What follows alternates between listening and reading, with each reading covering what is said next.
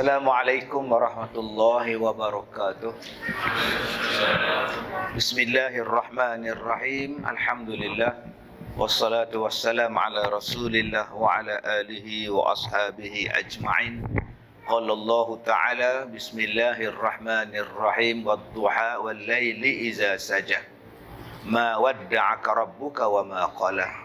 Terima kasih kepada Ustaz pengacara majlis yang saya muliakan, pengurusi dan seluruh ahli-ahli dan kuasa surau diri Jumaat Ar-Raudah, kepada pemimpin-pemimpin masyarakat, tuan-tuan dan puan-puan, mudah-mudahan dirahmati, diberkati oleh Allah.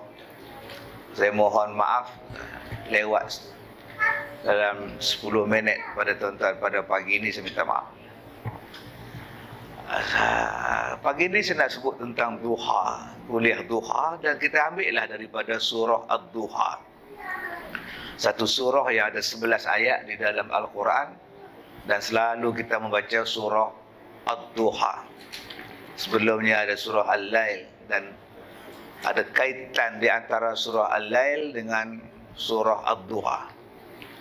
Kalau Al-Lail, Allah Ta'ala sebut Lail dulu. Ad-Duha, Allah Ta'ala sebut siang dahulu. Siang dan malam. Begitulah duduk berdekatan. Dalam surah ni pun duduk bersebelahan. Siang dan malam. Malam dan siang. Dan itulah pasangan kepada kehidupan. Malam pasangannya adalah siang. Siang pasangannya adalah malam. Kenapa diletakkan dulu malam, kemudian diletakkan kepada siang? Malam gambaran kepada kesusahan. Malam gambaran kepada kepayahan. Malam lambang kepada ketakutan. Malam adalah lambang kepada kegelisahan. Gelap, tak nampak. Maka bila datang cahaya duha, dia membawa sinar. Dia nak bagi tahu kepada kita, kalau kita di sini susah, kalau kita di sini payah, tak lama pun payah tu, tak lama pun susah itu. Suatu hari cahaya terang, cahaya duha, cahaya yang membawa kesenangan akan sampai kepada kita.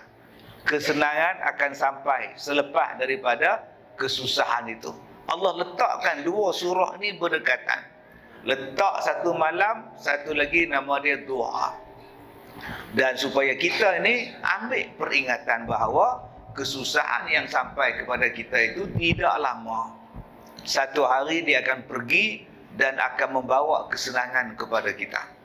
Baik, tuan-tuan yang saya hormati, dua benda ini adalah dipanggil sebagai perkara yang berkaitan, berpasangan. Malam dan siang, susah dan senang. Kita sebut malam siang, kita sebut susah senang.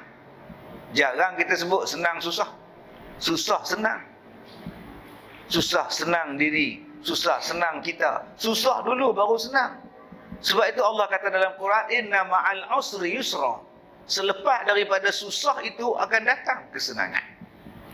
Masalahnya ada orang jawab, Ustaz, saya susah daripada dulu sampai sekarang tak senang-senang. Daripada dulu sampai sekarang tak senang-senang. Siapa dia? Orang mana? Main kita nak tengok orang mana. Bila Allah kata susah dulu, senang kemudian, itulah hukum dia. Dulu surau kita ni tak ada. Susah, kita buat surau sementara. Numpang, kadang-kadang numpang rumah teres orang. Numpang tempat orang. Bila dah senang, nampak aircon dah ada, kapek pun cantik, naik tangga lagi tuan-tuan. Ada step lagi, atas bawah semua ada. Wah, Alhamdulillah, selesainya surau tuan-tuan. Syukur pada Allah. Kesenangan itu. Sebab itu Allah Ta'ala berikan kepada kita kesusahan dahulu untuk apa? Untuk kita belajar erti sabar. Kalau senang memanjang, tak ada sabar. Maka lahirlah kita ke dunia ni dalam keadaan susah. Cakap tak boleh, jalan tak boleh. Jarang orang lahir ke dunia terus bercakap. Keluar-keluar beranak aja mama, terkejut mak dia. Meninggal mak dia lepas bersalin tu. Budak sehari dah bercakap, apa yang budak-budak. Maka nak boleh berjalan itu bertahun, baru boleh berjalan. Dia beza dengan kambing, beza dengan lembu, beza dengan binatang. Hari ni beranak, nanti berjalanlah binatang anak dia. Kita nak berjalan ambil masa, nak bercakap ambil masa. Nak berfikir pun ambil masa budak-budak kita, anak-anak kita, tuan-tuan. Nak sampai pada satu tahap, senang itu. Kenapa Allah bagi susah? Saya sebutkan tadi, supaya kita menjadi orang yang sabar. Belajar untuk sabar. Kemudian jadi orang sabar. Kemudian belajar untuk menjadi orang yang reda. Lepas tu menjadi orang yang reda. Lepas tu awak ambil dan awak belajar daripada apa yang susah tadi untuk awak jadi senang. Maka bila manusia susah, dia akan mula mencari jalan untuk menjadi senang. Tuan-tuan cuba tengok zaman dulu-dulu. Zaman dulu, zaman susah. Apa benda saja menjadikan mereka itu kreatif. Daripada pokok kelapa, macam-macam benda mereka boleh buat. Sebab mereka susah. Daripada daun, macam-macam benda mereka boleh ambil. Sebab apa? Sebab mereka susah. Macam mana nak buat atap? Ambil saja daun. Apa benda yang boleh dimakan? Cari saja daun. Apa benda yang boleh dijadikan sayur? Cari saja daun. Maka mereka menjadi orang yang kreatif. Sebab apa? Sebab mereka hidup dalam keadaan susah. Susah itu menjadikan mereka kreatif. Bagi sebilah pisau, hantar dia dalam hutan, maka dia akan jadi orang yang kreatif. Bagi saja sebelah pisau pada dia, kau masuk dalam hutan. Dari sebelah kau keluar. Tuan-tuan, macam-macam benda dia boleh buat. Dia boleh buat baju daripada pokok. Dia boleh buat tali daripada pokok. Dia boleh buat ikatan daripada kulit pokok. Dia boleh tahu mana buah boleh makan, mana buah yang tak boleh makan. Sebab apa? Sebab dia telah diajar dengan kesusahan.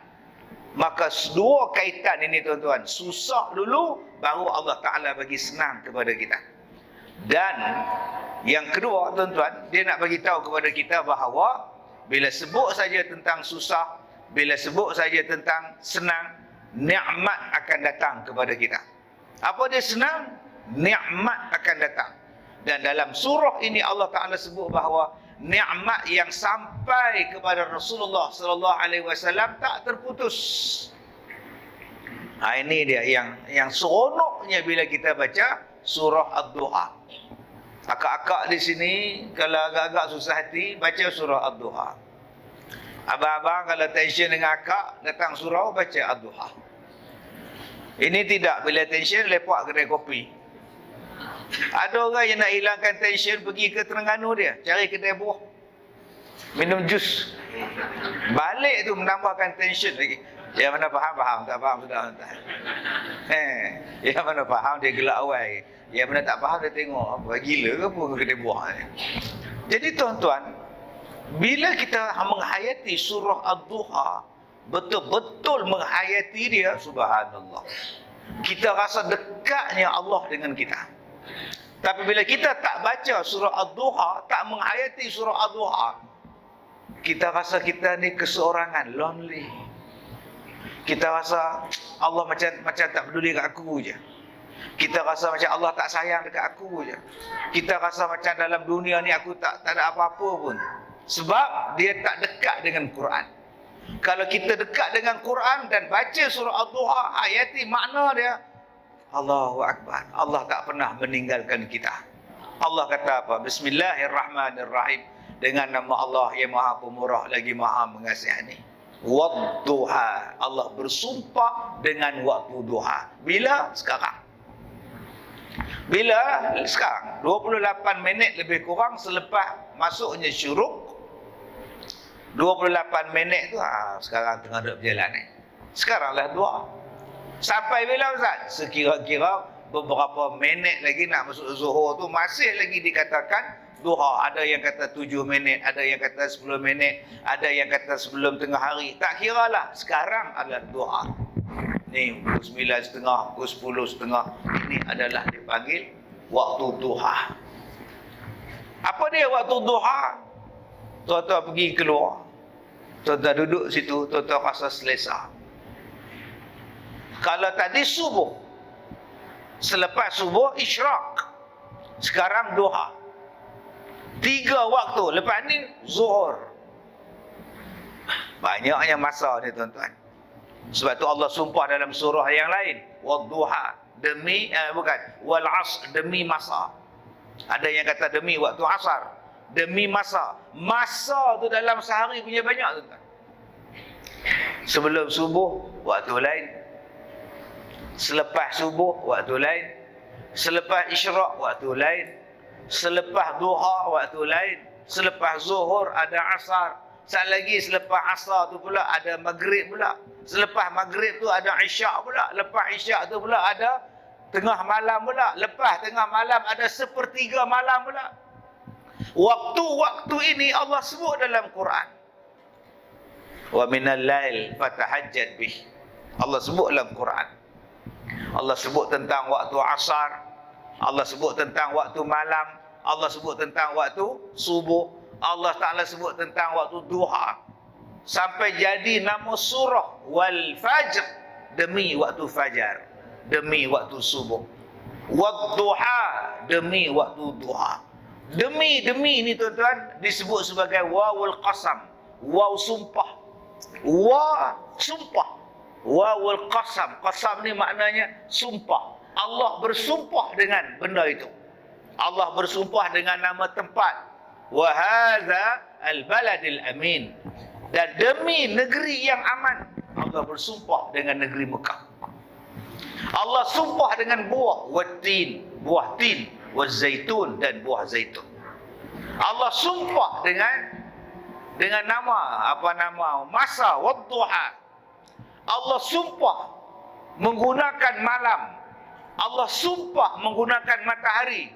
Wasyam wal qamar. Allah sumpah dengan benda-benda ini. Kadang-kadang Allah letakkan waw itu, sumpah itu pada huruf lam, bukan pada huruf waw saja. Satu-satunya manusia yang Allah sumpah menggunakan umurnya ialah umur Nabi Muhammad sallallahu alaihi wasallam. La'amruka, demi umur kamu wahai Muhammad. Dia gunakan perkataan la pula. Lam, huruf lam. La'amruka, demi umur kamu wahai Muhammad. Maknanya umur Nabi Muhammad itu sangat hebat. Macam mana hebatnya watin, hebatnya wahadzal baladil amin, hebatnya malam, hebatnya. Maka begitu jugalah dengan umur Nabi Muhammad juga adalah hebat.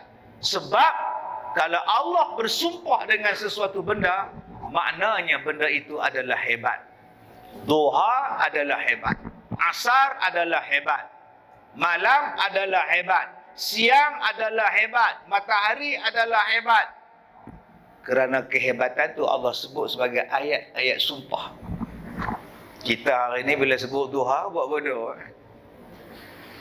Tidur. Pukul 9.30 tidur, 10.30 pagi tidur. Kenapa cuti? Hari Sabtu tidur, Ustaz.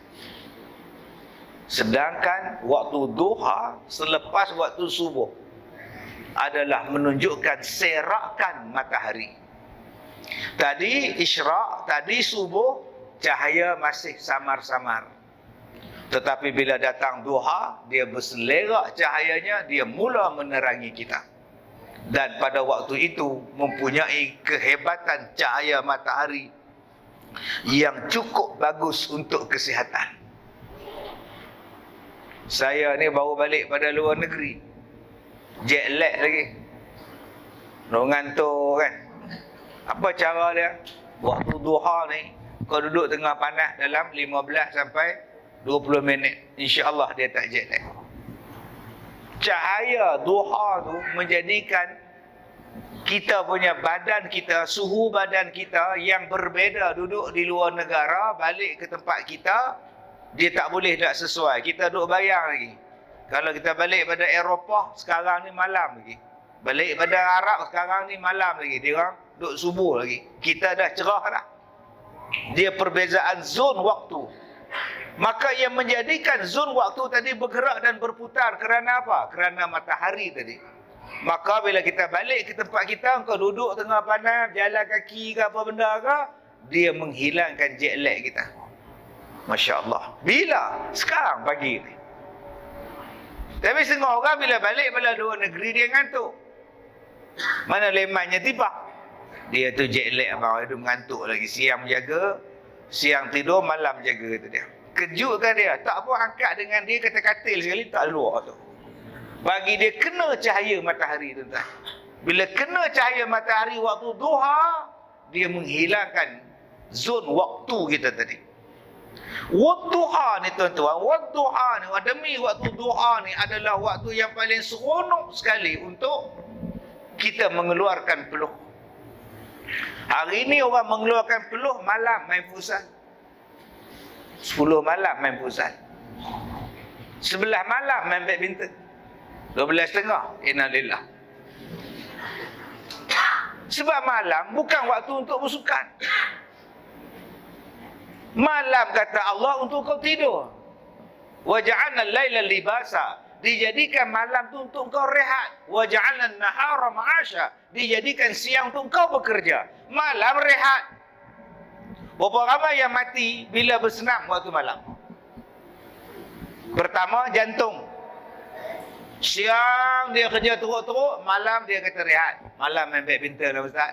Main badminton kau kata rehat, kau cakap. Kau pula main single tu. Single tu. Satu set 30 minit. Kena rubber set. Tak sejam setengah. Itu profesional punya main. Sejam setengah, 2 orang je main. Sedangkan main bola 22 orang, 45 minit. Satu separuh masa. Orang main bola, dia bukan pegang 45 minit. Seorang dia je. Jarang tuan-tuan. Dia passing sana, dia passing sini. Tambah keeper. Lagi jarang pegang bola. Dia menung. Dia tak main pun 45 minit. Dia duduk je. Kalau dia striker, tak dapat bola. Lagi dia menung kat depan. Woi bola, woi bola. Tu nama dia Ronaldo. Lagi dia macam ni je kat dia. Tapi orang yang main badminton, dia seorang main keliling kelalang. Umur pula 58. Ini bukan zaman dia dah. Nak main waktu sekarang, pergi main. Sebab tu orang berjoging waktu sekarang.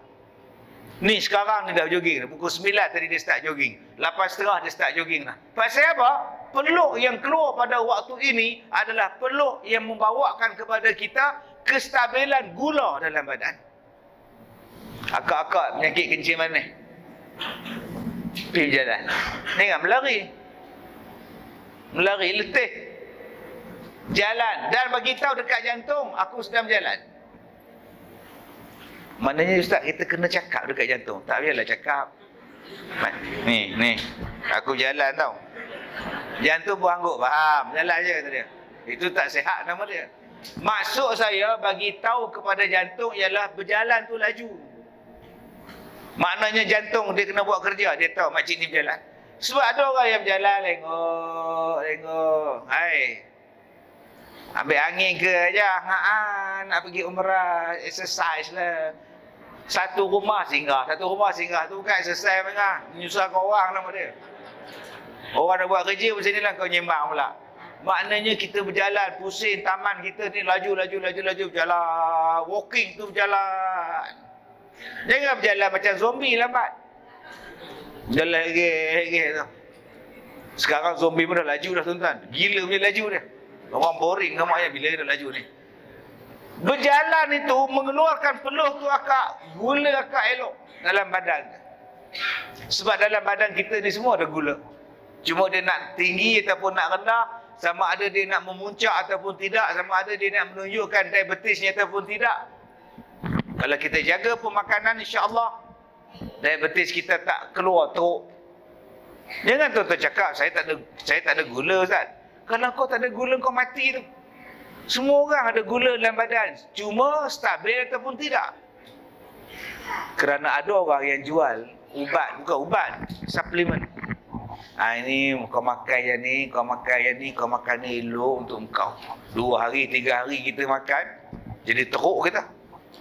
Pening kita. Memusing-musing kita pun telefon dia. Pasal aku makan ubat engkau, aku pening-pening sekarang.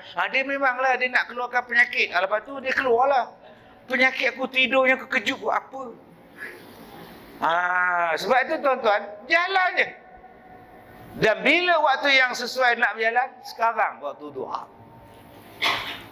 Ada orang yang berjalan pukul 12 tengah hari buat payung dekat taman rekreasi. Gini jalan. Satu tangan sebelah, satu tangan buat payung. Apa hai uncle? Panas. Yang kau berjalan waktu panas pasal? Dan jalan kau pula sebelah tangan. Sebelah tangan kau pegang payung, sebelah tangan kau jalan. Tak kena tu. Nama pun berjalan, dua-dua belah. Duha ni tuan-tuan adalah waktu yang paling seronok mengeluarkan peluh dan waktu yang paling sihat. Jadi akak-akak abang-abang yang ada penyakit kencing manis ni, sila berjalan. Ambil 2 rakaat sebelum keluar daripada rumah. Sebab Nabi pesan kepada Abu Hurairah, dan Abu Hurairah tidak pernah tinggalkan 3 benda ni. Pertama, jangan tinggalkan witir sebelum tidur. Jangan tinggalkan witir sebelum tidur. Abu Hurairah tak pernah tinggal witir sampai ke mati dia. Sembahyang sunat witir sebelum tidur. Malas lah ustaz. 1 rakaat dia. 1 rakaat apa malas? Rajin. 3 rakaat. 5 rakaat. Oh 5 banyak sangat ustaz. 3 berat juga ustaz. 1. 1 boleh ha? 1 pun boleh. Kalau dah malas-malas sangat. Cuma jangan tinggalkan witir. Jangan tinggalkan, ini letih sangat. Melompat atas katil, terus tidur. Ambil witir. Macam orang lelaki senang ustaz, sembahyang witir, kain pelekat, baju singlet. Macam kita orang, ya Allah. 6 harakat, ya Allah. Maknanya akak sembahyang lebih lagi pahala dia. Susah lagi. Akak nak buat witir ustaz, habis tu suami tarik pula. Witir yang lain pula lah ustaz. Oh, tenang sikit abang. Nombor 2 rakaat duha. Nabi pesan pada Abu Hurairah, jangan miss 2 rakaat duha. Kita yang kerja di pejabat 9 pagi minum kopi kejap, pergi ke surau sembahyang duha. Surau tingkat 8 lah ustaz, saya tingkat 1. Kalau gitu sembahyang sebelah kursi awak. Allahu Akbar. Simple tuan. Saya tak ada office ustaz. Saya jaga ustaz. Dalam pondok jaga. Allahu Akbar. Saya pondok jaga pun tak ada ustaz. Saya cok kelapa sawit ustaz. Di ladang kelapa sawit pun kau sembahyang 2 rakaat duha. Saya driver taksi ustaz, kau sembahyang atas taksi kau, atas bumbung boleh. Punya simpelnya sembahyang. Kita yang kadang-kadang menyusahkan cara nak sembahyang. Tak ada telekung, tak sembahyang. Padahal ini pun dah tutup aurat. Akak-akak kita sekarang ni pun dah tutup aurat.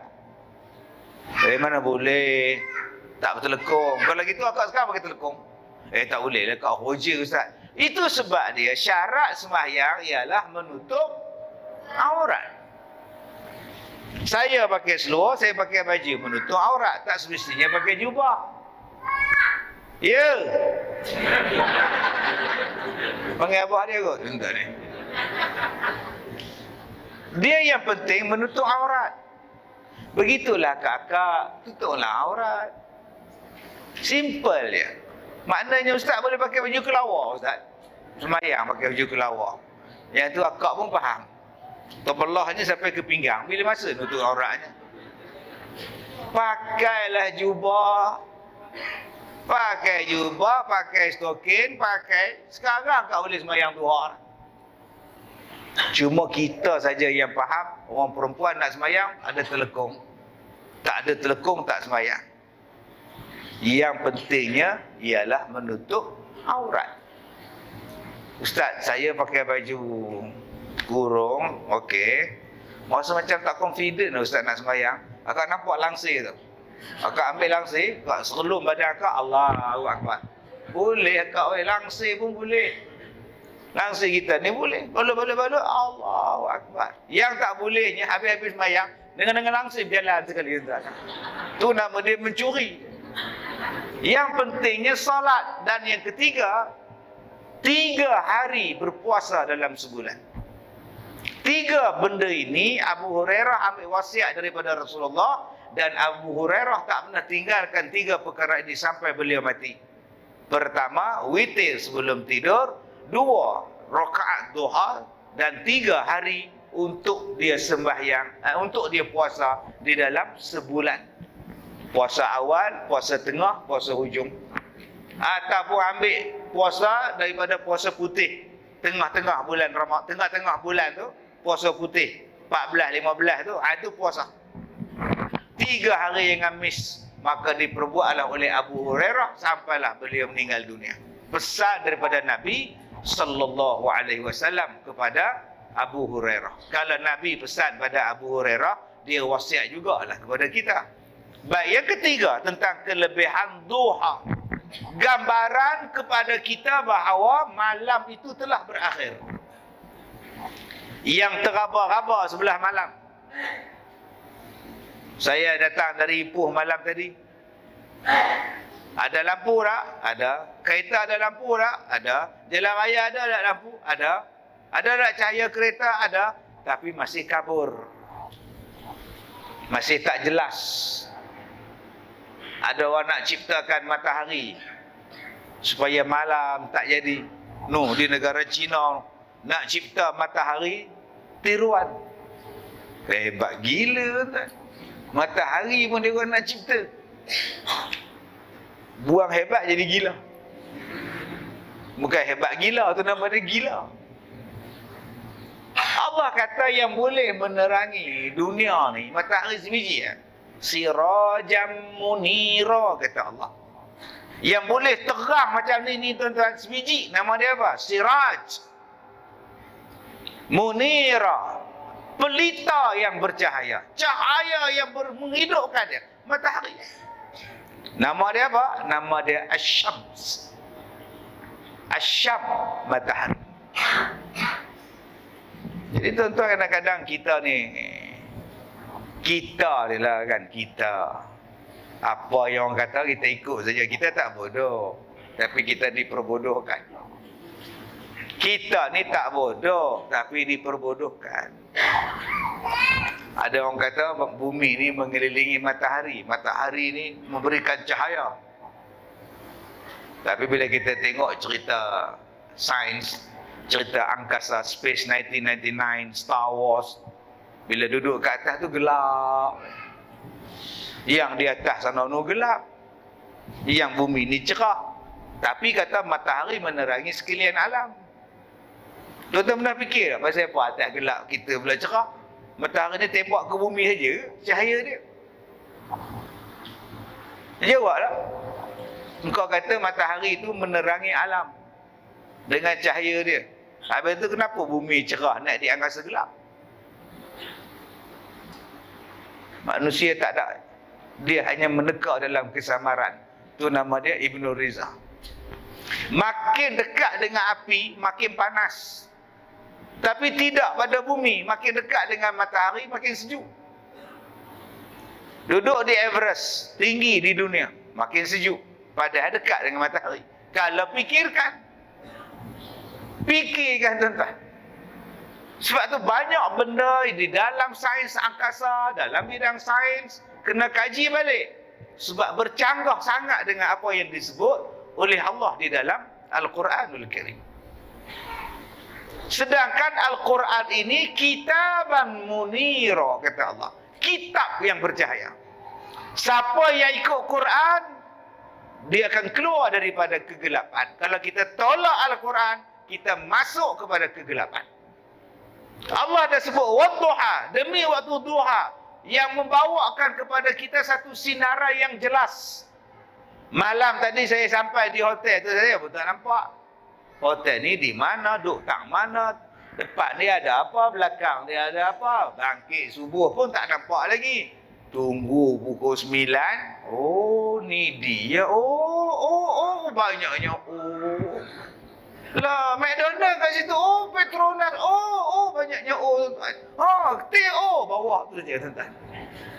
Sebab dia dah mari duha. Dia nampak dah. Kerana itu gambaran kepada iman, kepada Islam, macam tu lah. Dulu tak nampak. Bila datang iman, datang Islam, oh ya Allah, selama ni aku tak nampak ya Allah. Selama ni aku buta ya Allah. Selama ni aku berjalan dalam kegelapan. Banyak tuan-tuan orang yang berjalan dalam kegelapan. Sebab apa? Sebab dia tak ambil Quran. Dia tak ambil hadis. Dia tak ambil ajaran ulama-ulama kita. Maka dia rasa dia betul. Padahal dia tak betul. Baik. Wadduha wal-laili iza saja. Allah sebut duha, kemudian Allah Ta'ala sebut pula wal-laili iza saja.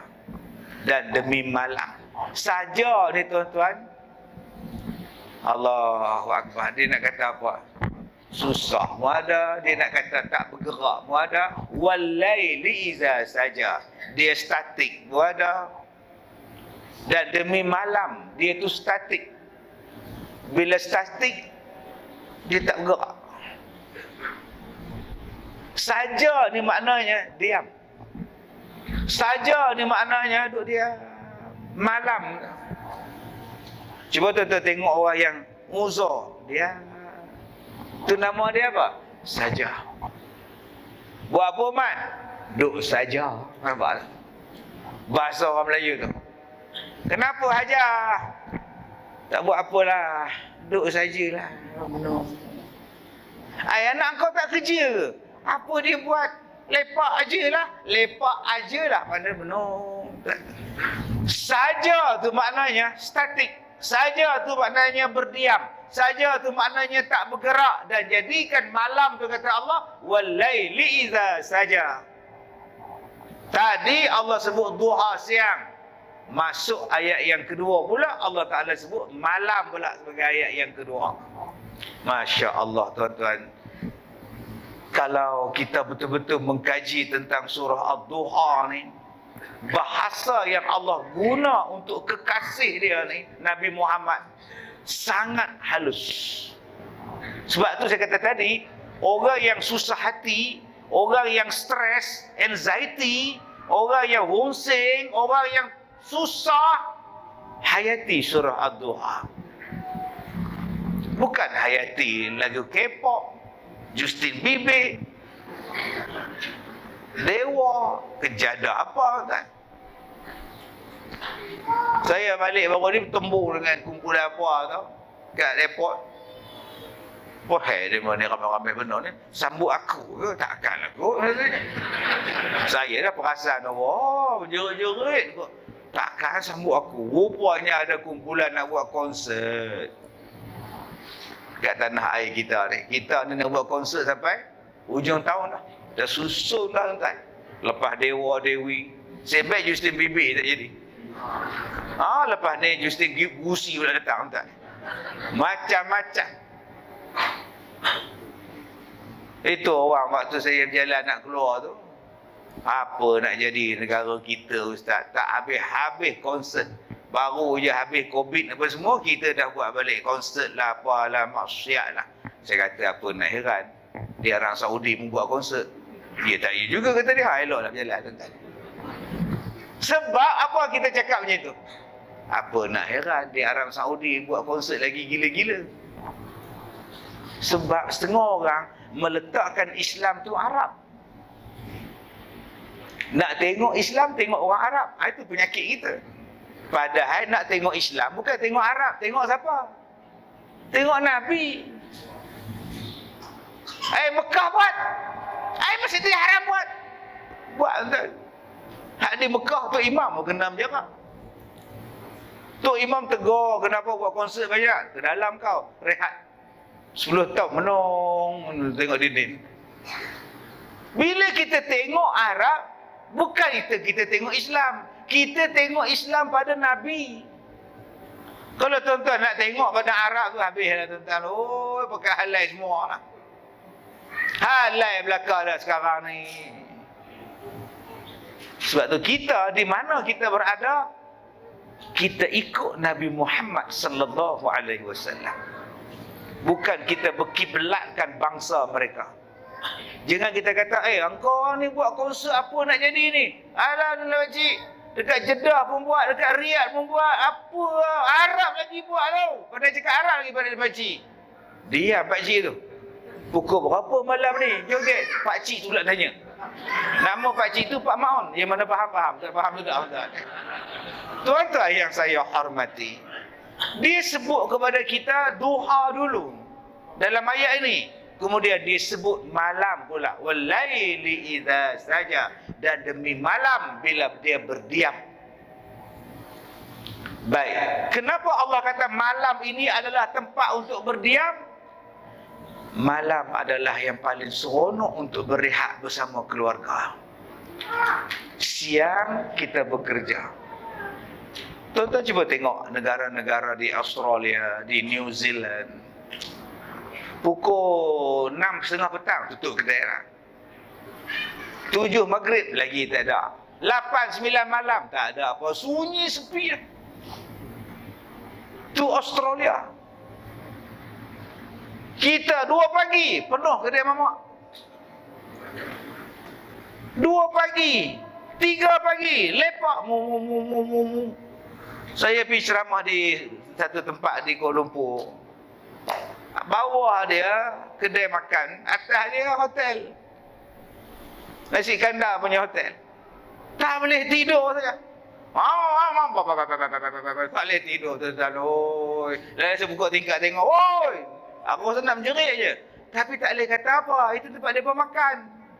Penuh lagi 2-3 pagi tuan. Yang kita nak rehat lah, nak cuba nak tidur lah. Tak boleh. Sebab apa tak boleh? Asap dia masak. Masuk dalam bilik kita tuan. Serombong kapal dia masuk di sana. Oh, dewan ni tak tidur rupanya. Bila tak tidur, engkau makanlah ubat kencing manis macam mana pun, kencing manis engkau tidak stabil. Bila tidak tidur, saya ni masalah kencing manis saya tak stabil ustaz. Jantung saya tak stabil ustaz. Darah tinggi saya ni ustaz kejap turun kejap naik ustaz. Kenapa? Salah satunya sebab tak tidur. Kenapa akak stres? Sebab tak tidur. Kenapa akak anxiety? Sebab tak tidur. Tidurlah akak. Akak hanya boleh tidur ustaz kalau datang kuliah ustaz. Silakan tidur. Asal Jumaat dia boleh tidur. Elok lepak. Jenis apa tak? Kuliah maghrib cara elok menyandar kat tiang ni tidur dia. Ada tuan-tuan orang macam tu. Dia hanya cari waktu sedap sangat tidur ialah pada khutbah Jumaat. Memang ustaz duduk-duduk tu sambil tidur, duduk pun boleh tidur ustaz. Nampak tak? Setan punya tuan ni. Sebab tu Nabi kata bila kita mengantuk dalam waktu berada dalam majlis ilmu ke khutbah ke, ubah tempat duduk. Jangan duduk di tempat yang sama. Akak-akak kalau rasa mengantuk situ, main duduk sini. InsyaAllah tak mengantuk dah sampai ke sudah dah ngangar. Dan kita pun takkan mengantuk sebab duk tengok dia yang akak tu sendiri. Moderator ke? Kita pun tengok. Ubah tempat duduk kalau khutbah Jumaat. Sebab setan pada masa itu dia duduk perangat kita. Dia duduk di kelopak, mata jadi mengantuk. Dia duduk celah punggung, kita rasa macam nak gatal punggung. Dia duduk dekat tangan, kita ni rasa macam benda tu. Itu kerja syaitan supaya kita tak lama duduk dalam majlis ilmu. Dan saya tak marah pun kalau tuan-tuan tidur. Silakan sebab dia susah nak dapat tidur di rumah. Dan inilah yang paling nikmat dapat tidur. Tak cukup dengan aircon, kipas kita pasang. Masya Allah, sedapnya tuan-tuan. Oh, lagi-lagi akak datang buat bantal dan selimut tidur. Saya tak marah. Sebab kadang-kadang ustaz yang mengajar tu memang menidurkan kita. Tak payah pergi hospital lah. Dia surau pun aku ditidurkan. Ya? Ya? Ya? Atau memang tidur lah. Ya? Apalah ustaz ni nak kata? Ya? Baik ya? Dia kena 10 kali lena tu tuan.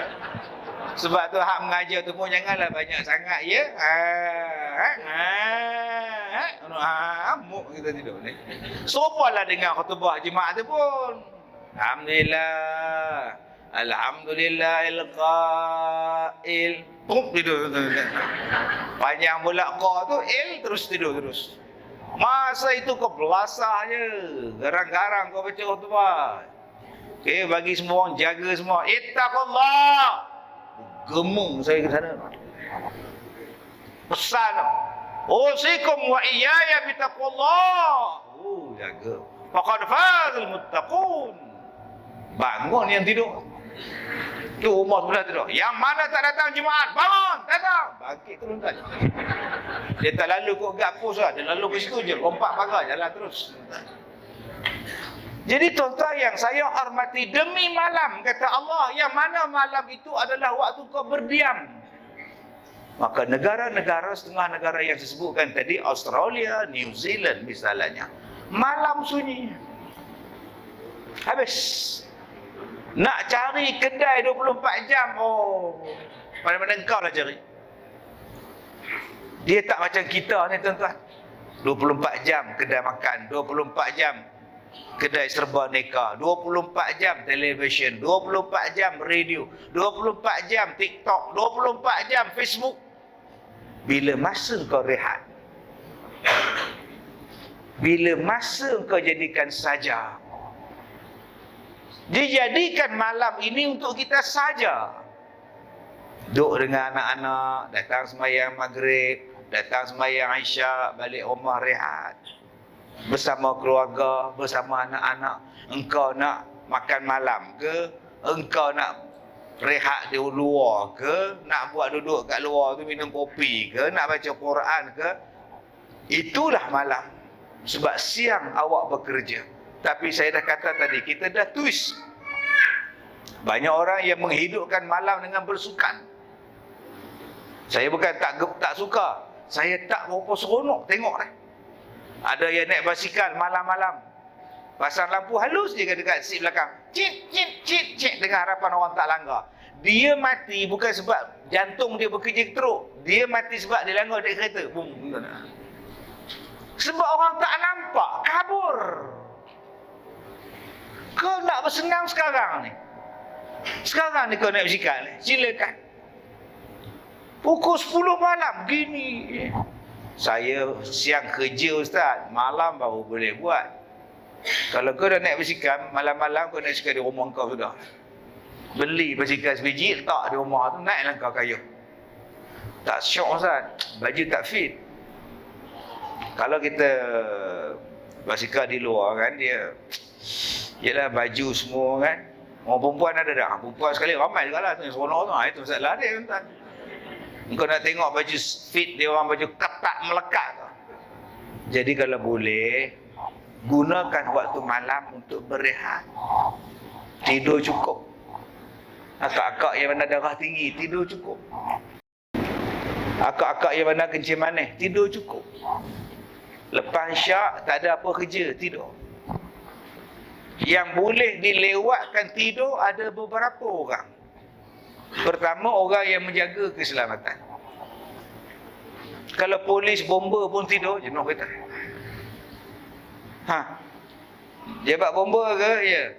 Abang bomba sadar ada. Dia tidur lah. Sudah tuan-tuan. Sebab tu orang macam tu tak boleh tidur. Pengawal keselamatan tak boleh tidur. Pengawal lalu lintas tak boleh tidur.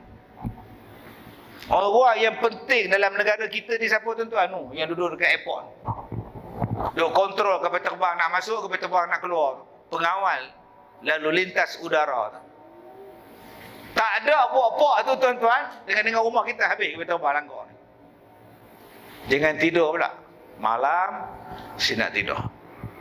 Jadi kalau terbang kapal terbang nak landing ke apa ke, siang saja, okey? Saya dia buat apa? Saja. Kamu tak dengar kuliah duha Ustaz Kazim hari tu? Saja ni maknanya diam di rumah. Macam tu mampu kita tuan-tuan. Yang tak saja perompak penyamun. Dia tengok-tengok polis tidur, dia buat kerja. Dia tak saja. Jadi yang menjaga keselamatan, silakan berjaga. Dua, siapa yang boleh berjaga ni? Orang yang melayan tetamu. Kita ni duduk di payah rumput ni tuan-tuan. Lepas isyak, Assalamualaikum. Waalaikumsalam. Bidin. Pak Ngah. 9.30 lah Pak Ngah. Dijadikan malam untuk rehat. Depan tu, dua belah kanan, 2 kilometer Pak Ngah hotel. Pak Ngah landing sana Jangan buat hal tuan-tuan. Saya baru balik kuliah duha Ustaz Kazim siang tadi, dia cakap malam adalah waktu berdiam. Jadi Pak Ngah pergi tidur sana lah. 2 kilometer je, tak ni hotel pun murah dah, cuti sekolah dah habis tu dia. Menung Pak Ngah tu. Tuan-tuan, dia tetamu, maka tuan-tuan boleh layan. Masuk Pak Ngah, masuk. Lambat tidur pun tak apa. Jangan akak-akak bercakap dekat Mak Ngah tu pula. Mak Ngah, saya pukul 9.45 memang kena tidur. Itu memang saya punya rutin. Mak Ngah pun kata menyesal pula aku datang. Yelah, yang mak datang malam-malam buat apa? Nak buat macam mana Ustaz? Jam, accident dekat highway, lori melintang tengah jalan. Nak buat macam mana? Jadi akak-akak layanlah Mak Ngah tu. Kemudian bagi diminum ke, makan ke, ni Mak Ngah, ni bilik Mak Ngah dengan Pak Ngah, rehatlah di sini. Tidurlah setenak kacau, ni bilik mandi. Ini kiblat. Kalau tak nak cerita kiblat pun tak apa. Letakkan tanda anak panah siap-siap dekat siling tu. Kita jarang di rumah kita letak tanda kiblat. Lepas ni abang-abang pergi ke Highway ke Maidin ke apa ke, beli tanda arah kiblat tak kat dinding tu. Ini orang tanya jawab lain-lain. Pak Ngah tanya pada anak saudara lelaki-lelaki dia, mana kiblat? Sini mana? Mak Ngah tanya pula pada isteri dia pula, sini Mak Ngah, kata dia. Begini sebenarnya lelaki bini dia bilik tu. Apa hai kita? Sudah. Ada orang yang tak tahu kiblat. Den, mana kiblat rumah kamu, Den? Kiblat sini. Mak, takkan kamu tak sembahyang? Sembahyang. Tapi mak aku hari tu dia di sini tau. Belah sini kiblat mak aku hari tu datang. Kata kamu di mana? Aku mana-mana. Okey, sudah tuan. Ini gila punya orang. Lepas ni abang-abang pergi dekat Maidin tu, ambil tangga satu, letak di atas tu. Kiblat. Utamakan sembahyang. Nombor 2, pergi order. Tanda waktu solat mana dia? Tanda waktu solat tu. Jam waktu solat tu. Beli sebiji, letak kat ruang tamu. Setkan 10 minit sebelum zuhur, 10 minit sebelum asar, maghrib, isyak, subuh. Dia baca Quran, dia zikir ke apa ke. Kemudian siapkan azan dalam rumah. Kalau benda lain kita boleh beli, kenapa kita tak letakkan sembahyang itu menjadi satu keutamaan? Sebab sembahyang ini ialah syarat untuk berjaya. Allah kata apa? Qad aflaha man. Berjayalah orang-orang yang bersih. Berjayalah kepada orang yang solat. Buka dalam Quran tuan-tuan, surah apa nama Al-A'la. Yang bersih berjaya. Yang banyak menyebut nama Allah berjaya. Yang banyak sembahyang berjaya. Wa dzakara asma rabbih fasalla. Dan orang yang berjaya ialah orang yang banyak sebut nama Allah dan banyak sembahyang. 3 benda ni adalah orang yang berjaya. Salah satu yang berjaya nombor 2 ialah orang yang sebut nama Allah. Wa dzakara asma rabbi. Orang yang banyak bersebut nama dia, nama Tuhan dia. Nama Tuhan kita. Siapa dia? Tuhan kita, Allah. Sebut nama Allah banyak-banyak. Allah, Allah, Allah, Allah. Tapi sayang tuan-tuan, hari ni ada ustaz pula cakap sebut nama Allah tak ada makna. Hari ni ada ustaz sebut nama Allah tak ada faedah. Habis itu dalam Quran sebut wa dzakara asma rabbih, dan sebutlah nama Tuhan kau. Di mana yang kata tak ada faedah? Bingung. Yang tak ada faedah sebut nama kau. Tak ada faedah langsung. Tapi Allah kata sebut nama Allah ada faedah. Sebagai lambang orang berjaya. Nak berjaya, sebut Allah. Marilah sembahyang, Allah suka. Ambillah saf yang pertama, Allah suka. Janganlah mengumpat, Allah benci. Janganlah kita putus silaturahim, Allah tak suka. Sikit-sikit Allah, Allah, Allah, Allah. Baik orang ni. Jangan ambil rasuah, Allah benci. Rajinlah bersedekah, Allah redha pada orang yang bersedekah. Apa benda pun dia kait dengan Allah, dia kait dengan Allah. Awak sakit Ya, sakit. Allah sayang pada awak. Allah ingat pada awak. Apa benda pun Allah, Allah, Allah. Inilah orang berjaya. Lama-lama dia jadi baik. Salah satu benda yang nak menjadikan kita berjaya, solat. Jadi apa benda yang kita nak mudahkan solat, tolong mudahkan. Khususnya di dalam rumah tangga kita. Ada satu bilik dalam rumah kita, satu bilik khas untuk sembahyang. Macam mana ada satu ruangan khas untuk piano. Ada orang kaya ada satu ruangan khas untuk piano. Tak main pun, tapi letak situ. Bila ada masa baru main piano. Oh, ini pakcik tahu. Ini piano. Ini bukan piano pakcik, ini bongo. Oh, bongo. Ini cerita P. Ramli kan. Piano. Ruang piano tu boleh buat ruang sembahyang lah. Kau jual piano tu 40,000 kau pergi jual. Kau beli kapet, letak cantik-cantik, kau hiaskan buat mihrab sini cantik-cantik, letakkan jeda waktu, letakkan rak Al-Quran, anak-anak nak sembahyang senang, menantu nak sembahyang tempat itu berjemaah. Satu bilik khas. Itu Ustaz, itu kalau anak 2 orang bilik 4 bolehlah buat. Anak saya 4 bilik 2 macam mana Ustaz? Terpulanglah pada awak. Yang pentingnya ialah awak jadikan sembahyang itu satu benda yang senang dalam rumah tangga kita. Satu perkara yang jadi utama dalam rumah tangga kita. Sampai nak buat perkahwinan pun, dia cari masa yang tak mengganggu waktu sembahyang. Tuan-tuan cuba tengok pengantin bila nak kahwin. Pukul berapa dia solat? Pukul berapa dia solat? Pukul 9 pagi. Akad nikah pukul 1 petang lepas Zuhur. Pukul 9 mak andam dah datang. Dah pergi dah kedai spa, spoon semua dah pergi dah. Dia make up saja sejam setengah. Muka hak penuh jerawat jadi putih gebu elok. Dia tempek sana, tempek sini, tempek sini. Wah. Wah, bunyi dia. Wah, cantiklah kak. Terima kasih kak. Cantik sangat. Takkan dia nak make up. Dia nak ambil wuduk, dah make up. Zuhur kadang-kadang terlepas. Asar pukul 3 dah habis makan bersuap, makan beradab. Kameraman dah tunggu dekat tepi tasik tu, ambil gambar wedding. Tak sembahyang asar pula, berlari-lari dengan jubah meleret, gaun meleret. Kameraman 4 orang tu situ. Okey, kau orang tidur atas lah rumput, kau tidur kepala bertemu kepala ketemu okey, tangan sambung tunggu dia punya seksa ambil gambar tu gini. Dan lebih seksa ialah tukang ambil gambar. Tukang ambil gambar tu berlari, lompat dia orang, prak, boom, jatuh. Biar dia jatuh dalam air tak apa, jangan kamera tak jatuh. Dia lempar kamera pada kawan dia. Kawan dia pun sambut kat kawan dia balik. Seksanya nak ambil gambar pengantin. 6 bulan lepas itu bercerai. Astagfirullahaladzim. Buang masa betul. Jaga sembahyang. Kahwin waktu yang tak ada sembahyang, kenduri dia. Bila? Pagi. Sekarang kenduri kahwin. Pukul 12 habis.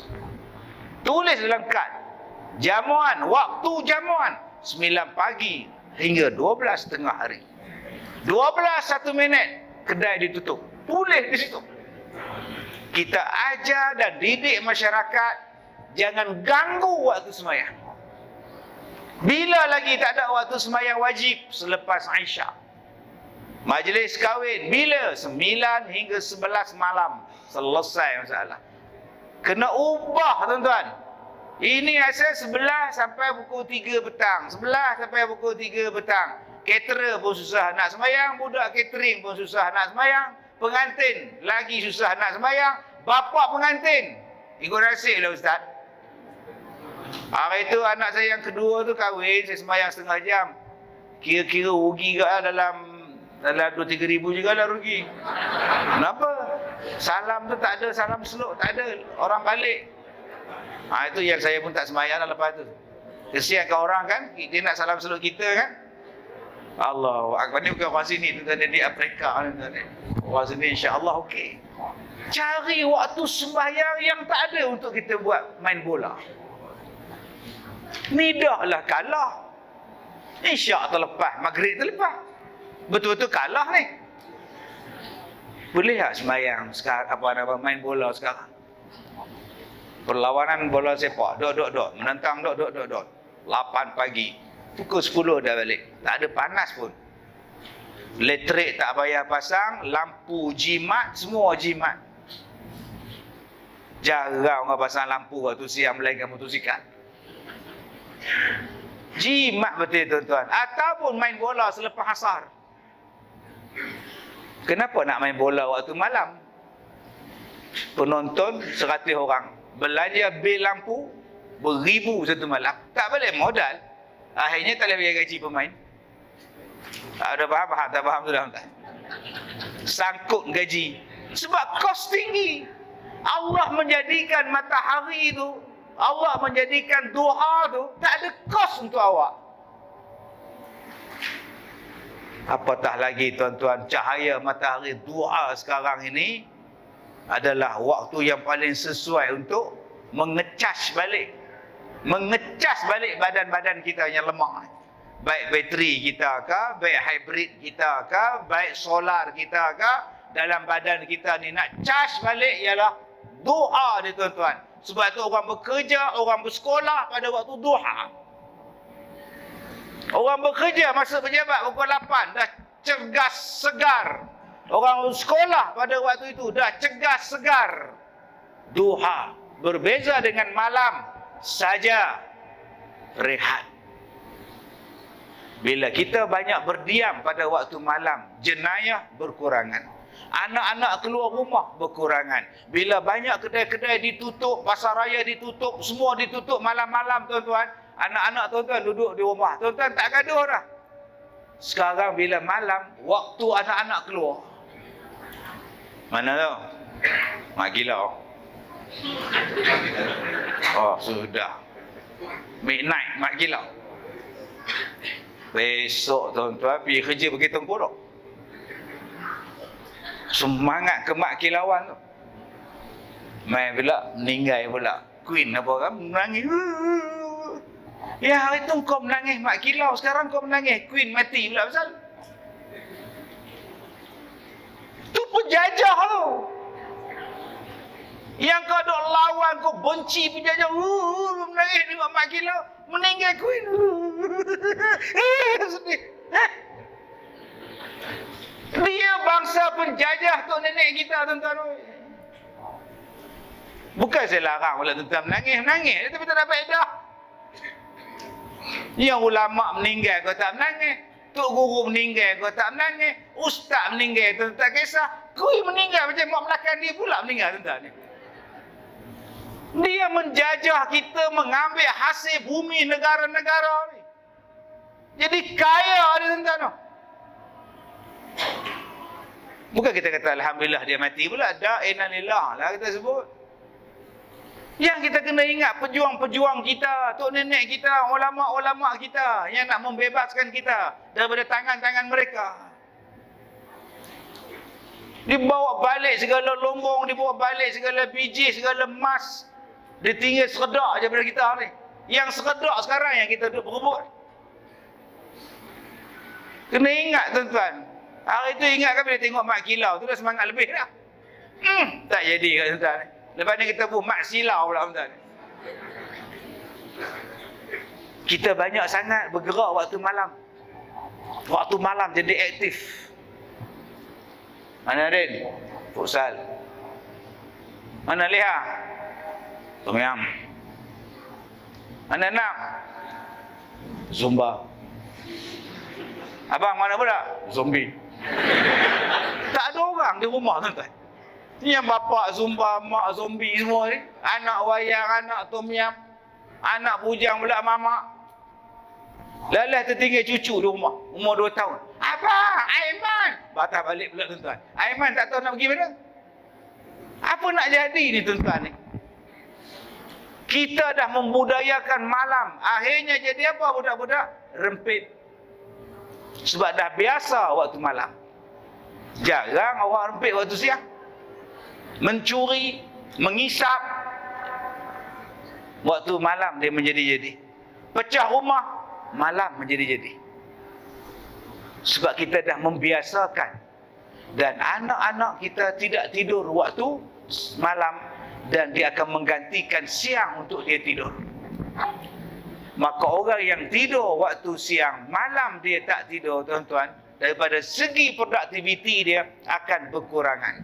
Sebab itu Allah jadikan malam rehat, tenang-tenang. Dan kita hari ini walaupun tak main bola, saya dah 50 Ustaz, 55 dah. Saya pun dah tak keluar malam main bola Ustaz. Saya lepak di rumah. Tapi abang tetap main bola. Bila saya main bola, kan saya kata saya duduk di rumah. Abang tengok bola. Abang tengok Messi. Abang tengok Ronaldo, Harry Maguire. Itu nombor 1 tu, Harry Maguire. Kita dia, eloklah kau tengok. Samalah kau. Walaupun kau tak main bola, tapi kau sanggup berjaga pukul 3 pagi nak tengok bola. Samalah tuan-tuan. Ni, tak lama lagi Qatar World Cup akan sampai ni. Lupa ramai pula tuan-tuan.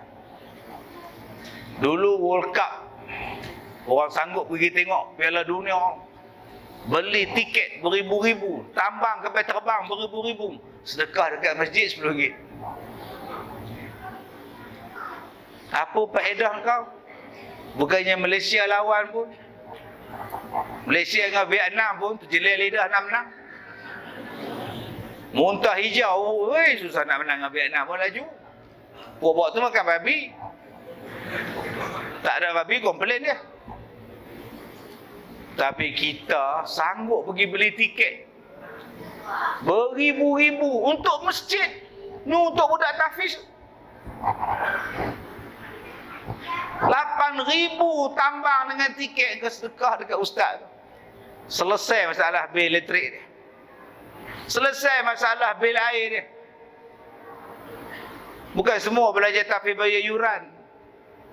Ada yang tak mampu, ada yang miskin. Dia jawab pula, dah tahu susah, yang kata buat tahfiz buat apa? Astaghfirullahalazim. Dia kata dah tahu susah, yang kata buka sekolah tahfiz tu buat apa? Dia nyusahkan orang. Orang nak main tengok bola pun kacau kata dia. Kita cerita sebab dalam surah Ad-Duha tu dia ada ayat walal akhiratu khairul laka minal ula. Buka ayat tu. Bila Allah Ta'ala sebut saja ma wadda'aka rabbuka wa ma qala. Ni dia tuan-tuan. Allah Ta'ala sebut ma wadda. Tuan-tuan, selalu kita sebut waktu tuan-tuan nak balik daripada Mekah, ustaz, asatizah, ustazah akan mengajar. Okey makcik, besok kita akan berangkat ke Malaysia. Kita akan naik flight di Jeddah jam 2.10 pagi. So saya minta makcik-makcik dan tuan-tuan haji semua sila tawaf wida selepas asar ya. Sebab kita akan bergerak jam 6 petang dari Mekah. Bas akan ambil kita dan kita dijangka sampai ke airport Jeddah pukul 8 malam. Dan kita check in pukul 10 malam. 2.10 kita akan terbang. Jadi tolong tawaf wida selepas asar. Wida tu, bye-bye, selamat tinggal. Apa dia wida? Tawaf selamat tinggal. Yang itulah Allah sebut dalam Quran tadi. Ma wadda'a. Ma. Allah tidak pernah meninggalkan engkau. Ma wadda'aka. Allah tidak pernah meninggalkan engkau. Baik. Ma tu tidak. Tuan-tuan tengok kan? Tengok. Saya bila sebut tidak, teringat cucu pula. Cucu saya bila ajak makan nasi, no.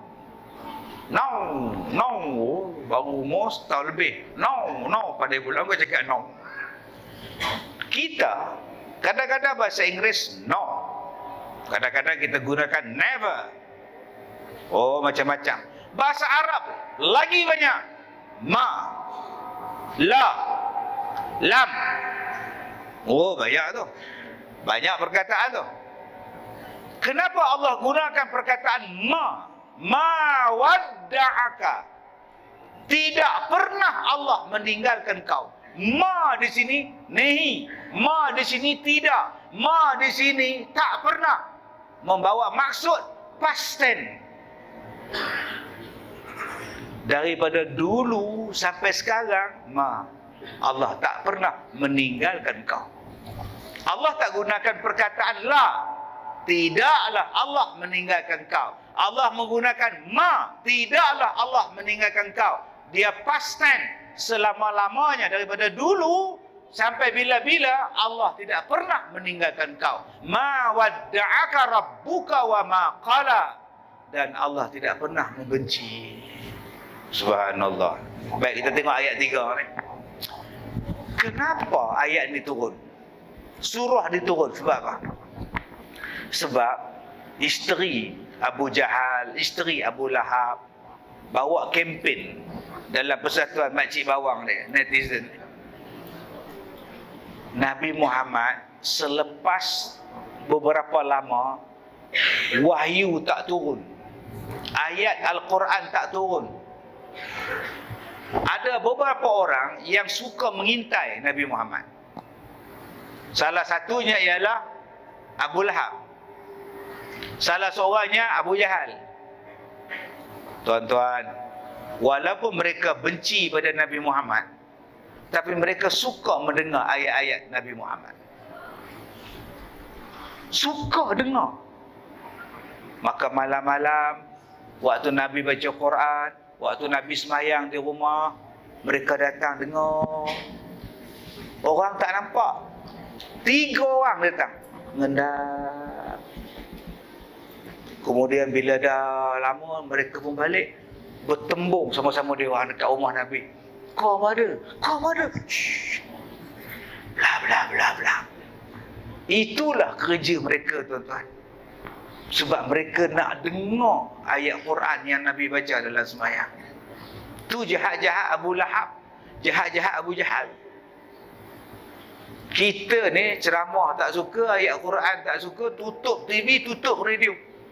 Speaker pula pasal ayat Quran dipotongnya wire tu. Teruk dah Abu Jahal kita ni. Dia potong speaker atas. Yang tu bila Allahu Akbar, Allahu Akbar. Pengurusi datang. Kau tak azan ke? Apa dah habis nak tekak lah kata ni. Tak dengar pun. Panggil Cina pomen, cuy tek, apa benda tak nyala ke? Apa MP rosak, M rosak ke? Dia panjat-panjat, sudah potong man. Maknanya ada orang malam tadi naik tangga masjid, pak dia potong. Dia tak suka dengar azan tu. Dia tak suka dengar bacaan Quran. Saya kena 2 kali, tuan-tuan. 2 kali saya kena macam ni. Batal ceramah. Orang datang beribu-ribu. Tiba-tiba mikrofon tak ada. Pasal apa tak ada? Bilik ni Tok Bilal bawa lari kunci. Sembahyang maghrib pun tak ada mic. Alhamdulillah. Siap tu imam tu. Dia bawa lari kunci, dia bubuh mangga baru. Dia pasang mangga baru. Tak ada pula plan B. Plan B tak ada, masjid. Dia ingat biasa, saya tak ada apa, kita pun tak ada apa, nak sewa luar tak ada apa. Tak sangka lah pula, tak apa, saya pun tak sangka juga. Nama dia unsangkable. Jom kita balik ramai-ramai. Balik kita. Dia kunci mangga. Rupanya Tok Bilal tu tak suka dengan saya. Sebab dia kata saya ni belah lain, dia belah lain. Oh. Nah, Ustaz tu dia belah sana, kita belah sini. Beritahu kat Tok Bilal, boleh belah kata. Orang nak cerita beragama, hang duk cerita belah sana, belah sini, belah sana. Jawapan dia boleh belah. Saat orang pergi Mekah, pondan pergi Mekah, jadi perempuan, kau boleh masih lagi bercakap soal belah sana, belah sini. Saat orang perempuan jadi laki-laki buat umrah, kau boleh kata boleh cakap belah mana belah sini? Dah kronik sangat dah umat Islam kita. Perempuan pergi Mekah pakai pakaian ihram laki-laki. Dahsyat tak dahsyat? Itu kerja travel lah Ustaz. Kenapa travel tak? Ini semua travel lah. Akak-akak sekarang ni kalau nak pergi Mekah tak payah pakai travel kak, DIY kak. Do it yourself. RM2 DIY. Dia tak ada duduk dengan travel lah. Dia sewa hotel daripada sini, dia ambil tiket daripada sini, dia ambil visa pelancong, jalan. Malaysia salah sebuah negara yang diberikan visa pelancong 90 hari kau duduk lepak sana. Kalau visa umrah 30 hari kau ada muasasah duduk jaga kau. DIY tak ada muasasah. Kita ni ada muasasah yang akhirnya jadi muasasah. Bah kena ikut dia orang, hotel kena ikut dia orang, pasport kita dia orang pegang tu nama dia muasasah. DIY tak payah. Dia turis. Mana-mana tempat dia boleh pergi. Akhirnya dia potong rambut pendek, dia pakai kain ihram, labbaik Allah, dia masuk masjid haram. Rabbana atina fid dunya hasanah. Buat selfie lagi. Padahal dia perempuan. Ini kronik ni tuan-tuan. Tu belum masuk lagi yang buka tudung. Saya menghafal Al-Quran 15 juzuk. Tapi sekarang tunggu sebentar. Dia buka. Ini kronik ni tuan-tuan. Dalam saat-saat anak bangsa kita dah kronik punya perangai, masih lagi ada orang bercakap soal ni ustaz belah mana? Bodoh dia. Orang nak ajak penyatuan, orang nak ajak sayang pada agama, kau tanya kau belah mana? Boleh belah kan kau?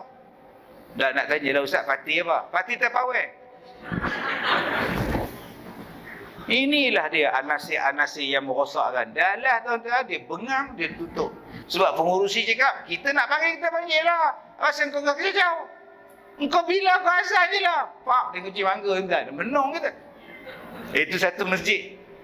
Satu lagi masjid, tak ada azan. Saya dah belajar pada pengalaman. Bilal mana? Saya Bilal. Tak ada fikir belah mana-mana. Tak ada ustaz, saya okey. Pintu ada, halo, dia ketuk tuan-tuan. Orang kita ni nak test mikrofon macam mana?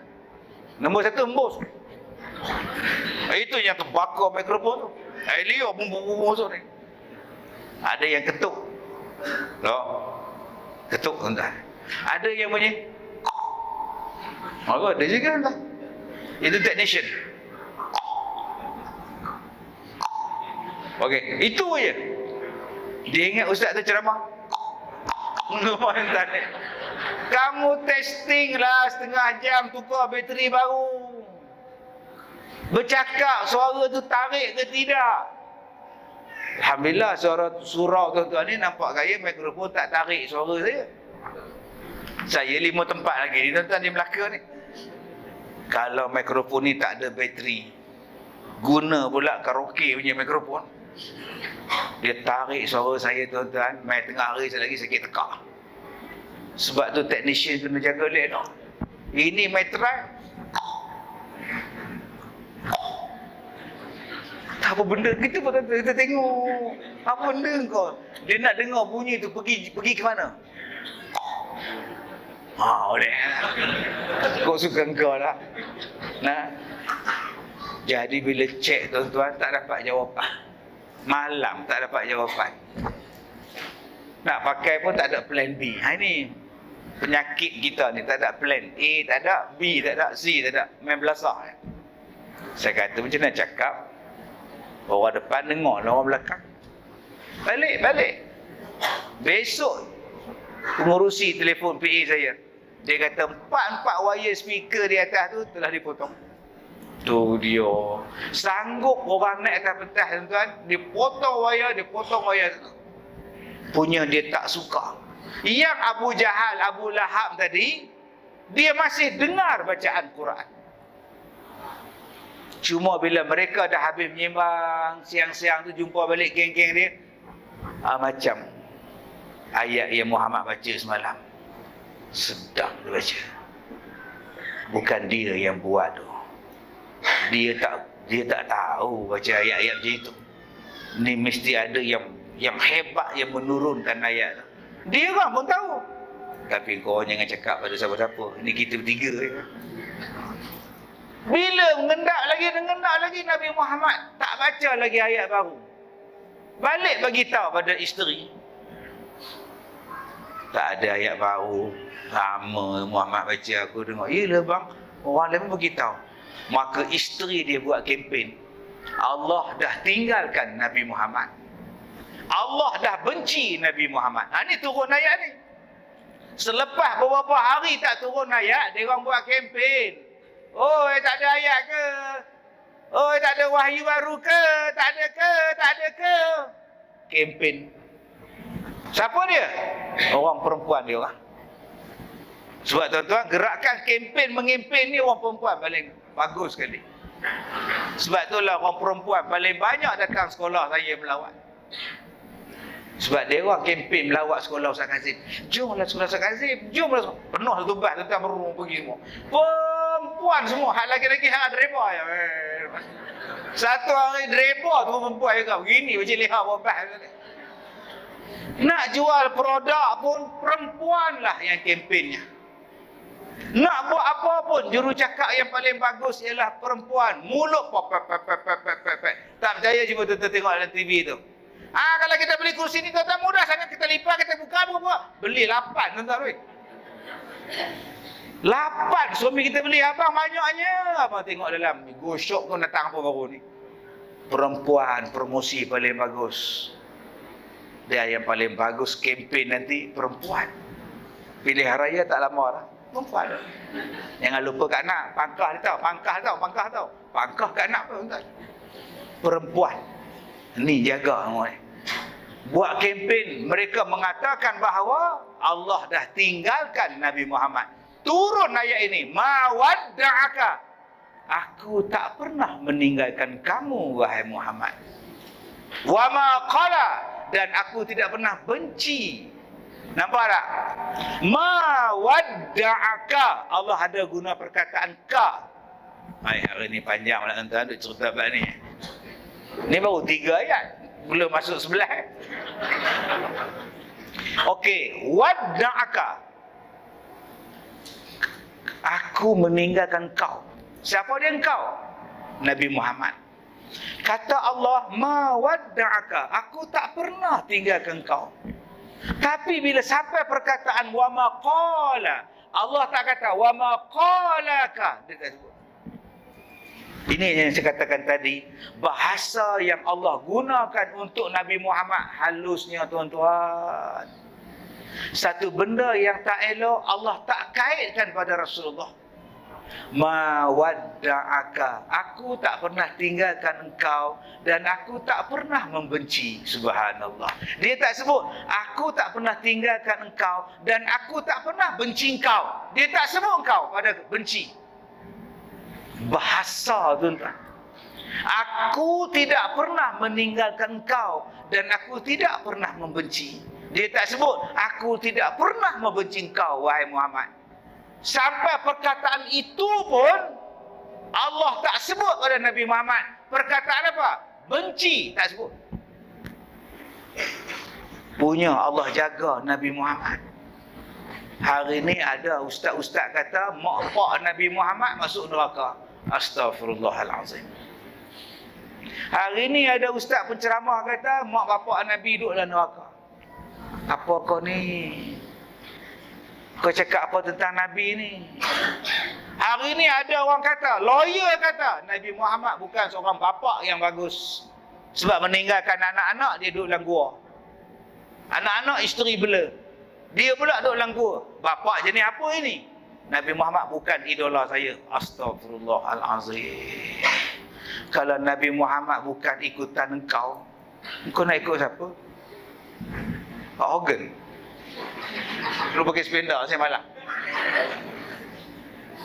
Dia boleh cakap Nabi Muhammad meninggalkan anak dia dan isteri dia Khadijah, dan Nabi Muhammad duduk dalam gua berkhaluat. Bapak jenis apa ni? Itu dia. Engkau ingat Nabi Muhammad tu macam suami kau? Dan engkau ingat Siti Khadijah tu macam kau? Saya jawab balik, engkau ingat Siti Khadijah tu macam kau? Apa kedana macam kau? Siti Khadijah tu jutawan di Mekah, bilionaire di Mekah. Bila sebut hartawan di Mekah, hartawan ni buat kerja seorang-seorang dia. Di mana letak hari itu yang pembantu-pembantu dia, yang bawa perniagaan dia meniaga mata-mata tu? Khadijah waktu itu orang kaya. Maknanya nafkah cukup Nabi bagi kan? Bukan dia tinggalkan Khadijah dalam lapor bawa tempurung macam cerita Kasim Baba. Cerita Ali Baba berjalan lapor, Kakanda, adinda isteri Ali Baba mau minta pinjam gandum lah. Pinjam gandum segandum saya. Apa dia ingat orang kaya? Dia cerita Kasim Baba. Siti Khadijah kaya, Nabi Muhammad senang masa itu. Sebab dia belum dilantik menjadi Nabi. Memang dia senang. Bukannya ditinggalkan kebuluran. Dua, anak-anak Nabi dah besar pakcik. Oi, Nabi umur 40. Kalau umur 40, anak-anak abang umur apa? Cik apa? Kahwin umur 25. Anak dah besar. Bukan setahun lagi budak tu. Dan anak orang Arab, tuan-tuan, umur 9 tahun kahwin dah. 10 tahun dah kahwin dah zaman tu.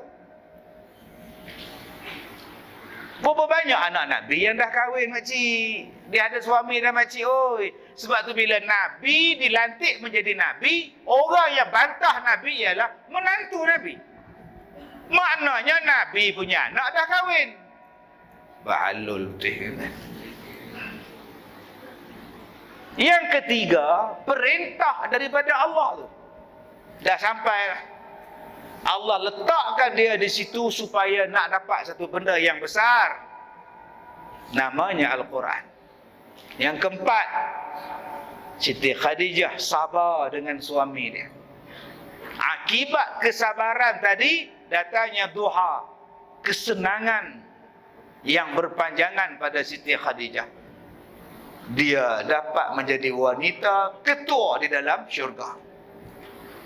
Kalaulah Khadijah macam akak macam mana? Suami baru pergi masjid marah. Orang dah kata dah pergi pasar malam. Masjid. Agak-agak nak jadi ketua dalam syurga. Baru nak ke masjid. Zaman sekarang dahsyat orang perempuan. Saya tengok dalam YouTube, suami tengah main bola, isteri dia masuk padan dengan helmet gini, tarik laki keluar. Menang tuan-tuan, laki pula striker. Bentes orang sana, terajang orang sini. Tiba-tiba dengan isteri menang ikut keluar balik tuan-tuan. Nampak benar ada penyakit TB tu. Takut bini nama dia. Yang isteri tu pula tak dandan, tunggulah kejap bola habis.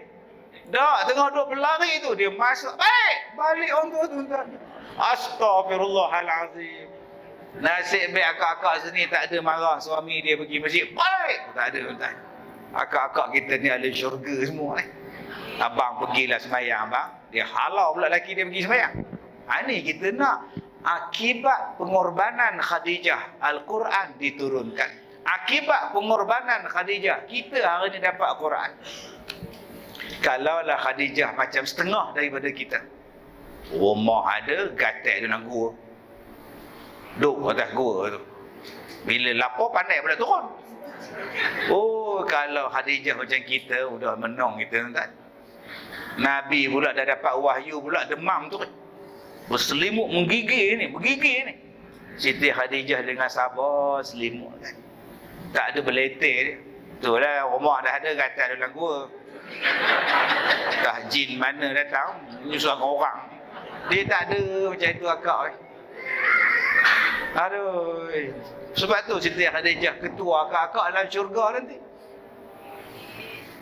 Akak-akak kalau dapat suami macam Nabi ni, maksud saya sibuk macam Nabi tu, akak jadilah macam Khadijah. Nabi terlalu sibuk berdakwah, Nabi terlalu sibuk takut umat dia, bantah dia. Takut umat Nabi ni, umat Nabi Muhammad ni masuk neraka. Nabi ni cemas, tuan. Sebab tu dalam Quran dia ada perkataan yu'ta dalam surah Ad-Duha ni.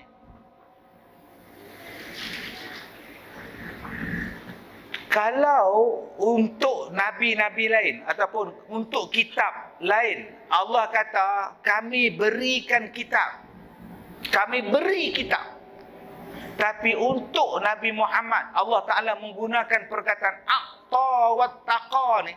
Allah turunkan kitab kepada dia. Nazalal kitab, nuzulul Quran. Ulama-ulama kaji, kenapa ahlul kitab Allah beri kitab? Kenapa untuk Al-Quran Allah kata kami turunkan kitab, kami a'ta kitab?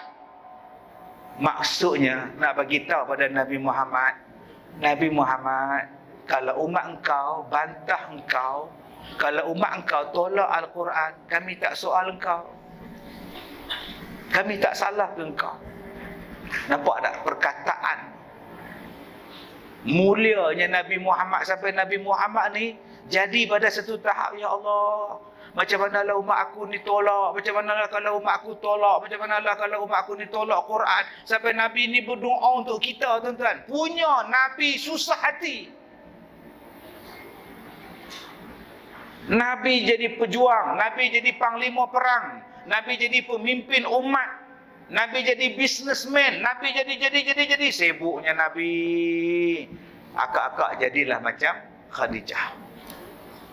Suami jadi pengurusi masjid, suamilah cari rezeki, suamilah pengurusi khairat kematian, suami pula jawatan kuasa, suamilah buat kerja ni, suamilah anggota bomba, abang sada, sibuknya ya Allah. Akak-akak jadilah Siti Khadijah. Inilah pengorbanan satu orang perempuan. Sebab tu kalau surau diri jemaat nak bagi tokoh ma'al hijrah, jangan bagi pada suami, bagi pada isteri. Tokoh ma'al hijrah untuk peringkat surau kita pada tahun ini diberikan kepada beliau adalah seorang, mesti laki-laki lah. Dilahirkan pada tahun 1929. Wih, lamanya. Ya, telah bekerja, berjasa mendidik anak-anak. Tokoh ini diberikan kepada mantan imam kita, Ustaz Zul. Bagilah pada isteri dia. Kalau tak ada isteri dia, Ustaz Zul tak boleh buat kerja. Isteri Ustaz Zul itulah yang jaga anak-anak 8 orang. Abang, saya malas jaga anak. Abang jaga anak malam ni. Abang ada ceramah malam ni. Ceramah tak ceramah, jaga anak. Malam ni saya main majung sekejap.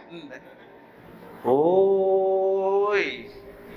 Kalaulah tak ada isteri tu yang siapkan baju suami dia, nak berjubah, nak berkain pelekat, nak berbaju Melayu, macam mana? 3 hari dia keluar 10 helai baju isteri gosok. Gini gosok. Letih gosok diri, duduk gini, duduk pula gosok. Naik buasih macam tu. Selama dia pergi berdakwah, buat kerja, siapa jaga di rumah? Isteri dia. Tapi orang lupa jasa isteri dia. Sebab tu Islam tak nak lupa jasa orang perempuan. Sampai Nabi letakkan yang 4 orang hebat, wanita hebat dalam syurga. Nombor 1 Siti Khadijah. Bantu Rasulullah. Bila Rasulullah kata dia Islam, dia Nabi, harta Siti Khadijah dikorbankan untuk Islam. Harta Nabi Muhammad dikorbankan untuk umat Islam. Sanggup tuan-tuan Khadijah. Nombor 2 Maryam. Duduk dalam mihrab, duduk dalam masjid. Bukan campung orang Maryam. Daripada kecil dia duduk, pak dia dah nazar kalau mak dia mengandung nak letakkan di masjid. Bila lahir-lahir perempuan, bukan laki. Dah nazar punya pasal, perempuan pun letak. Tak pernah buat jahat, tak pernah ada TikTok. Tak pernah duk goyang-goyang dalam TikTok. Punya baiknya. Tak ada buat konten merapu. Entah siapa yang salah, ku tak tahu. Tak ada. Tak ada konten-konten. Oh no, tak ada makna. Tak ada. Lepas tu gelek tu tak ada. Itu bukan Siti Mariam ni, tak ada. Kita ni, penangan kita ada TikTok, tu lah masalah ni. Video keluar bukan-bukan. Tengah dia tengok TikTok sebelah isteri pula, keluar gambar macam tu pula. Maki kita. Astagfirullahaladzim. Apa nak jadi budak-budak marah benar tu. Isteri sebelah. Isteri bangun ke dapur, cari balik. Mana yang tadi? Aduh. Siti Maria bukan jenis tu akak-akak. Oh, tiba-tiba mengandung. Malaikat datang, Maryam, kau kena mengandung. Allah pilih kau. Macam mana saya nak mengandung? Saya tak kahwin. Saya tak disentuh laki-laki. Macam mana? Nampak? Siti Maryam tak kata, Maryam, Allah pilih kau mengandungkan Isa. Apa pula? Oh, gitu pula. Oh, nampak? Dia tak ada macam tu. Cuba hari ini tuan-tuan jadi Maryam itu. Oh, kita lelok. Dah ada Pak Wu suruh ngandung. Nak marah. Maryam tak ada tuan-tuan. Akhirnya jadi wanita syurga. Belum masuk Aisyah. Punya sayang kat bapak dia Nabi Muhammad. Nangis jaga bapak. Jaga bapak dia. Baru ni saya pergi ke Badar. Saya pergi ke Badar di Mekah, di Madinah. Nama tempat perang Badar. Kalau naik kereta 2 jam lebih baru sampai. Tempat perang Badar. Perang mula-mula sekali dalam Islam. Berapa belah orang syahid? 1000 lawan 300 lebih. 300 orang Islam. Hampir 1000 tu orang kafir. Orang kafir bila nak perang dengan Nabi tu dah seronok dah. Malam tu dah joget lambak lah. Sebab apa? Nabi sikit, 300 orang je. Joget lah. Besok kalah, mampu semua. Lebih kurang 14 orang, 12 orang yang mati syahid. Saya tengok tempat Nabi luka. Kalau kita tengok dalam perang Uhud, kita tengok dalam perang Uhud, tengok dalam perang Badar, dia sebut ni tempat Nabi ni, tempat ni. Kalau kita pergi ke tempat apa nama di Uhud, ada tempat yang Nabi luka. Siapa yang rawat dia? Aisyah. Ini apa nama? Anak Nabi ni. Fatimah. Siti Fatimah duk rawat Nabi Muhammad. Sampai Nabi mati ni tuan-tuan, Fatimah ni cukup sayang. Fatimah menangis. Lalas senyum. Isteri Nabi tanya, Siti Aisyah tanya, tadi kau nangis, kau senyum lebih. Nabi nak berpisah dengan aku menangislah, kata Fatimah.